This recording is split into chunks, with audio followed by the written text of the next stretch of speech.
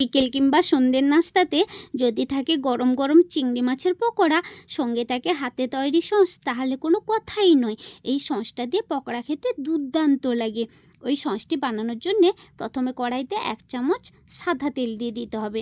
এরপর দিতে হবে 1 চামচ আদা রসুনের পেস্ট। এবার আদা রসুন পেস্টটাকে দিয়ে কিছুক্ষণ নেড়ে চেড়ে নিলেই আদা রসুনের কালারটা একটু চেঞ্জ হয়ে আসবে। ওই পর্যায়ে দিতে হবে হাফ বাটি মতো জল। এবারে জলটাকে দিয়ে আবারও কিছুক্ষণ নাড়তে হবে। এরপর দিতে হবে অল্প একটু লঙ্কার গুঁড়ো ও সামান্য গোলমরিচের গুঁড়ো।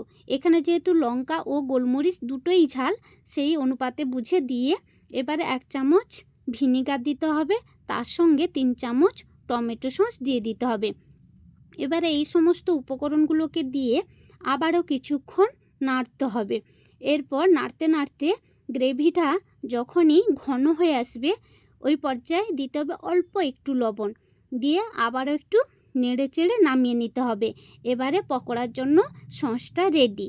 এরপর চিংড়ি মাছগুলোকে পরিমাণ মতো লবণ ও সামান্য গোলমরিচের গুঁড়ো দিয়ে ম্যারিনেট করে নিতে হবে।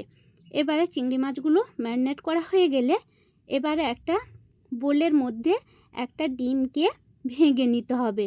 এরপর ডিমের হলুদ অংশটাকে তুলে বাদ দিয়ে দিতে হবে।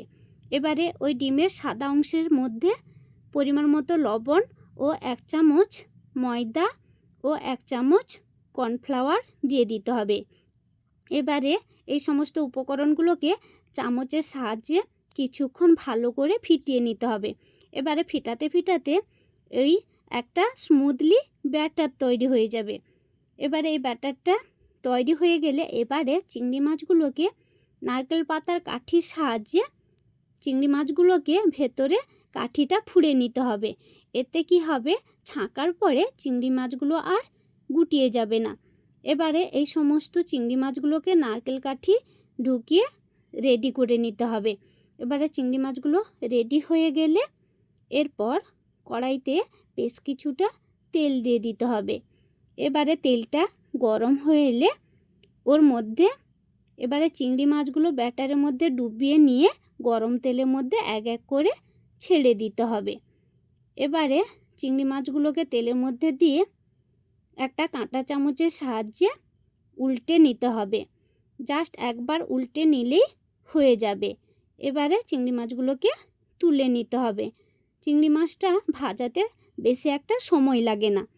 এরপর তুলে নিয়ে বাকি চিংড়ি মাছগুলোকে একইভাবে ব্যাটারের মধ্যে ডুবিয়ে গরম তেলের মধ্যে ছেড়ে দিতে হবে।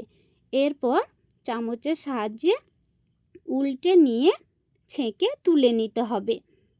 এবারে ছেঁকে তুলে নিলেই দুর্দান্ত স্বাদের চিংড়ি মাছের পকোড়া রেডি।